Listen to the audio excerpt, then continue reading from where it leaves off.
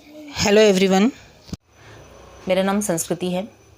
जैसा कि हम सब जानते हैं कि एमपीपीएससी प्री 2025 की डेट आ चुकी है, तो हम इन 10 यूनिट्स के ऐसे टॉपिक जो कम समय में कंप्लीट हो सकते हो, जिससे क्वेश्चन ज़्यादा आते हैं, हम वो करने की कोशिश करेंगे। आज का हमारा टॉपिक है 19वीं और 20वीं शताब्दी में सामाजिक और धार्मिक सुधार आंदोलन। सबसे पहले हमें ये देखना पड़ेगा कि आंदोलन शुरू होने के पीछे क्या कारण रहे होंगे। तो पहला कारण है धार्मिक और सामाजिक कुरीतियाँ। उस समय की महिलाओं की स्थिति बहुत दयनीय थी। कैसे? तो उस समय सती प्रथा थी, उस समय बाल विवाह होते थे, स्त्रियों को शिक्षा नहीं दी जाती थी, बहु विवाह की प्रथा थी, और ऐसी स्थिति के कारण महिलाओं की स्थिति लगातार गिरते जा रही थी। जातिगत भेदभाव थे, जैसे दलितों के साथ जो है वो छुआछूत की जाती थी, मंदिरों में प्रवेश नहीं करने दिया जा रहा था। और उस समय कुछ अन्य कारण भी निकल के आए, जैसे धीरे धीरे शिक्षा का प्रसार हो रहा था, लोग जो है वो अधिकारों के बारे में समझ रहे थे, राष्ट्रवादी भावनाओं को उस समय विकास हो रहा था। अभी इस पूरे आंदोलन में जो भी एक वर्ग है जिनने महत्वपूर्ण भूमिका निभाई है, वो है मध्यम वर्ग, या जिसको बोलते हैं प्रबुद्ध भारतीय। प्रबुद्ध भारतीय कौन थे? तो प्रबुद्ध भारतीय वे लोग थे जिन्हें पाश्चात्य शिक्षा प्राप्त हो चुकी थी और वो समझ पा रहे थे कि समानता का मतलब क्या होता है, अधिकारों का मतलब क्या होता है। तो उन्होंने या उन्हीं के प्रयासों से जो है वो ये आंदोलन का जो है वो शुरुआत हुई। ये जो आंदोलन है उसकी दो धाराएं बन चुकी थी उस समय। एक थी धारा सुधारवादी और एक थी पुनर्जागरणवादी।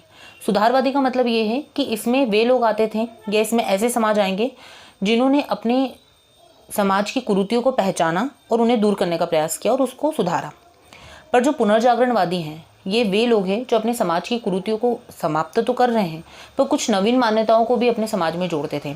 तो वो थे आर्य समाज। जैसे आर्य समाज अंतरजातीय विवाह को प्रोत्साहन दे रहा है, तो एक नवीन मान्यता, एक नवीन धारणा है, उसको लेकर आया। अब स्त्रियों की दशा में सुधार के लिए अलग अलग प्रयास किए गए। जैसे सती प्रथा है, तो सती प्रथा के सुधार के लिए राजा राममोहन रॉय ने जो है वो बहुत ही महत्वपूर्ण योगदान दिया और उन्हीं के प्रयासों का परिणाम था कि 1829 में सती प्रथा विरोधी कानून आया। ये जो कानून आया था वो पूरे भारत में पहले लागू नहीं हुआ। सबसे पहले बंगाल में लागू हुआ और फिर उसके बाद मद्रास और फिर बम्बई में। इसके बाद विधवा पुनर्विवाह के लिए प्रयास किया गया। इसके लिए ईश्वरचंद्र विद्यासागर जी ने जो है वो बहुत महत्वपूर्ण भूमिका निभाई। और ईश्वरचंद्र विद्यासागर जी कहते थे कि वेदों में ही विधवा पुनर्विवाह की अनुमति दी गई है। इन्हीं के प्रयासों का परिणाम है कि 1856, अब ऐसे फैक्ट पूछे जाते हैं प्री में, कि हिंदू विधवा पुनर्विवाह अधिनियम ये कब पारित हुआ था? तो 1856 में ये अधिनियम आया था और ईश्वरचंद्र विद्यासागर के प्रयासों के कारण ये आया। इनके अलावा विष्णु शास्त्री पंडित हैं जिन्होंने विधवा पुनर्विवाह एसोसिएशन की स्थापना करी। करसोन दास मूल जी हैं जिन्होंने 1852 में सत्यप्रकाश की स्थापना गुजरात में करी थी। Professor DK. कर्वे थे। अब इन्होंने स्वयं ने जो है वो एक विधवा से विवाह किया था। और फिर ये दो संस्था, जैसे कि एक विधवा पुनर्विवाह संघ और पूना में विधवा आश्रम की स्थापना करी थी। बाल विवाह के लिए भी प्रयास हुए उस समय। तो सबसे पहले 1872 में नेटिव मैरिज एक्ट आया। अभी जो नेटिव मैरिज एक्ट था, इसमें बता दिया गया था कि 14 वर्ष से कम आयु की जितनी भी कन्याएं, उनके विवाह को वर्जित किया गया। फिर 1891 में सम्मति आयु अधिनियम आया। सम्मति आयु अधिनियम जो आया उसमें वी.एम. मालाबारी थे और वी.एम. मालाबारी के प्रयासों से ये अधिनियम आया था, जिसमें बोला गया था कि 12 वर्ष से कम उम्र की जितनी भी लड़कियां हैं उनका विवाह नहीं होगा। ऐसे ही 1930 में हरविलास शारदा जी थे, उनके प्रयासों से शारदा एक्ट आया था, जिन्होंने बोला कि 18 वर्ष से कम उम्र के लड़के और 14 वर्ष से कम उम्र की लड़कियों का विवाह वर्जित है। फिर स्वतंत्रता के बाद अगर हम देखें तो 1978 में बाल विवाह निरोधक अधिनियम आया, जिसमें 18 वर्ष से कम उम्र की लड़कियां और 21 वर्ष से कम उम्र के लड़के के विवाह को वर्जित किया गया। ऐसे ही ये पूछा जाता है कि बैथुन स्कूल की स्थापना किसने करी थी? तो जे.ई.डी. बैथुन थे, जिन्होंने 1949 में बैथुन स्कूल की स्थापना करी थी और ये स्कूल स्त्रियों के लिए जो है स्त्री शिक्षा के लिए बनाया गया था। उस समय कुछ महिलाएं थीं जिन्होंने कुछ संगठन बनाए थे जो कि महिलाओं की स्थिति को सुधारने के लिए थे। जैसे कि सरला देवी चौधरानी है, उन्होंने एक संगठन बनाया था भारत स्त्री महामंडल। रमाबाई रानाडे हैं जिन्होंने महिला सोशल कॉन्फ्रेंस बनाई थी। अब उस समय महिलाओं की स्थिति तो दयनीय थी ही, साथ में जाति आधारित शोषण भी था। और जाति आधारित शोषण जो था उसमें अगर हम देखेंगे तो दलितों की स्थिति बहुत ज़्यादा खराब थी। उसके लिए बाबा साहब अम्बेडकर ने बहुत ज़्यादा प्रयास किए। उन्होंने अखिल भारतीय अनुसूचित जाति महासंघ की स्थापना करी। इसके बाद दक्षिण में जो है वो दलितों के लिए आत्मसम्मान आंदोलन चलाया गया था। ये आत्मसम्मान आंदोलन 1920 में ई.वी. रामास्वामी के द्वारा चलाया गया था, क्योंकि प्रीलिम्स में ऐसे फैक्ट्स बहुत पूछे जाते हैं कि कोई आंदोलन है तो वो किसने चलाया था, कहाँ हुआ था। तो ये दक्षिण भारत में हुआ था। अब इस आंदोलन का उद्देश्य क्या था? ये इस आंदोलन का मुख्य बिंदु अगर हम देखें तो दलितों के मंदिर में प्रवेश जो है वो रोका जा रहा था दलितों को, तो उसके विरोध में आंदोलन चलाया गया था। ऐसी एक महार सत्याग्रह है जो 1927 में चलाया गया था डॉक्टर बी आर अम्बेडकर के द्वारा। और इसी सत्याग्रह में डॉक्टर बी आर अम्बेडकर, उनके कुछ सहयोगी थे, उन्होंने मनुस्मृति को जला दिया था। और एक अम्बेडकर जी ने बहिष्कृत हितकारिणी सभा 1924, तो ये एक महत्वपूर्ण फैक्ट है कि बहिष्कृत हितकारिणी सभा जो है वो किसके द्वारा बनाई गई थी, तो डॉक्टर अम्बेडकर के द्वारा। और कब बनाई गई थी, तो 1924 में। अब हम शुरू करते हैं सामाजिक सांस्कृतिक सुधार आंदोलन और उसके नेता। सबसे पहले आता है ब्रह्म समाज। अब हमको ये देखते चलना है कि यदि कोई समाज स्थापित हुआ है तो सबसे पहले उसकी स्थापना कब हुई, उसकी स्थापना कहाँ हुई, उसकी स्थापना किसने करी, और वो जो समाज है उसका मुख्य उद्देश्य क्या था। हालांकि सभी समाजों के जो उद्देश्य है वो लगभग समान ही है। तो ये सारे सुधार आंदोलन का ये मुख्य बिंदु रहेंगे जो हमें याद रखना है। जैसे सबसे पहले आता है ब्रह्म समाज। ब्रह्म समाज हिंदू धर्म का पहला सुधारवादी आंदोलन था और यह आंदोलन प्रारंभ किया था राजा राम मोहन रॉय ने। सबसे पहले जो ब्रह्म समाज है उसकी स्थापना 1828 में की गई थी। पर पहले ये ब्रह्म समाज नहीं था, पहले इसका नाम था ब्रह्म सभा। आगे चलकर इसका नाम फिर ब्रह्म समाज बना। राजा राम मोहन रॉय की फिर जैसे ही मृत्यु होती है तो देवेंद्रनाथ टैगोर जो है वो इसके आचार्य पद को संभालते हैं। अब यहाँ प्रीलिम्स के लिए एक इंपॉर्टेंट फैक्ट है कि तत्वबोधिनी सभा, तो तत्वबोधिनी सभा की स्थापना देवेंद्रनाथ टैगोर ने की थी, या फिर वो इससे जुड़े हुए थे, और इसकी स्थापना हुई थी 1839 में। तो देवेंद्रनाथ टैगोर ने जो है वो केशव चंद्र सेन को आचार्य बना दिया था। पर आगे चलकर देवेंद्रनाथ टैगोर और केशव चंद्र सेन, इन दोनों के बीच में मतभेद हुआ, क्योंकि केशव चंद्र सेन उस समय बहुत ज़्यादा उदारवादी विचारों के, बहुत ज़्यादा लिबरल थॉट्स थे उनके। इसके कारण जो है वो दोनों के मध्य मतभेद हुआ और इसी के चलते 1866 में ब्रह्म समाज का फिर विभाजन हो जाता है। अब ये जो ब्रह्म समाज का विभाजन हुआ तो केशव चंद्र सेन ने जो नया ब्रह्म समाज बनाया उसे भारतीय ब्रह्म समाज या नवीन ब्रह्म समाज कहते हैं। अब जो पुराना ब्रह्म समाज जो पहले से चला आ रहा था, जो देवेंद्रनाथ टैगोर चला रहे थे, उस ब्रह्म समाज को आदि ब्रह्म समाज कहा जाने लगा। हालांकि केशव चंद्र सेन के द्वारा बनाया गया जो नवीन ब्रह्म समाज है वो भी आगे विभाजित हो जाएगा। इसका कारण ये है कि केशव चंद्र सेन ने खुद ने जो है वो अपनी 13 वर्षीय पुत्री का विवाह एक राजा से कर दिया था। तो वो फिर मतभेद हुआ उनके सहयोगी और केशव चंद्र सेन के बीच में, और फिर केशव चंद्र सेन ने अलग से एक और ब्रह्म समाज बनाया जिसे हम बोलते हैं साधारण ब्रह्म समाज। अब यह राजा राम मोहन रॉय के बारे में फैक्ट्स इंपॉर्टेंट हैं जो प्रीलिम्स में पूछे जाते हैं।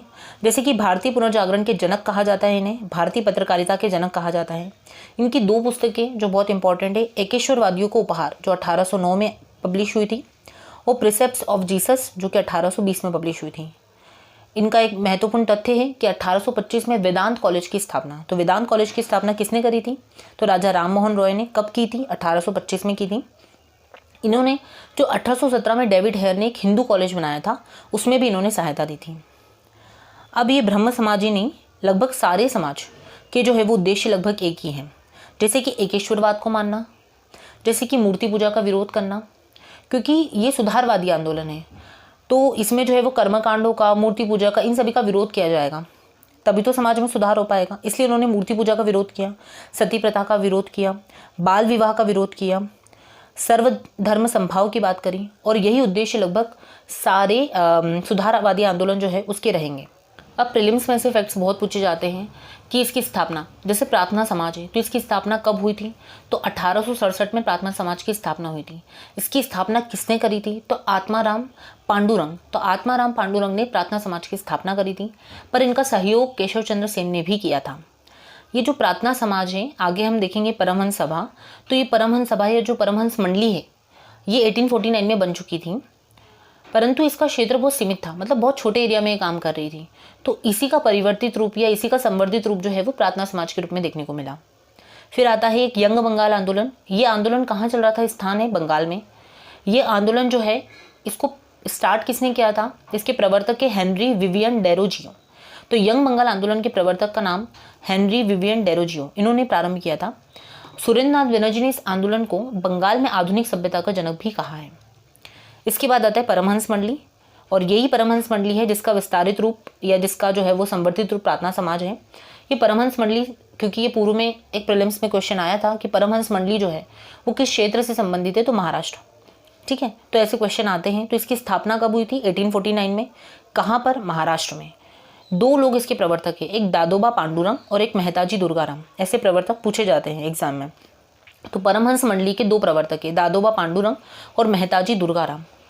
जाति प्रथा को समाप्त करने के लिए तो परमहंस मंडली क्या करती थी, क्योंकि इनके भी वही उद्देश्य है जैसे कि हमने ब्रह्म समाज के देखें, तो जाति प्रथा को समाप्त करना है। तो इन्होंने क्या किया, जो दलित थे, जो भी निम्न जाति के लोग थे, उनसे ये लोग खाना बनवाते थे और फिर जितने भी उच्च जाति के लोग या फिर मंडली के लोग हैं वो इस खाना को खाते थे।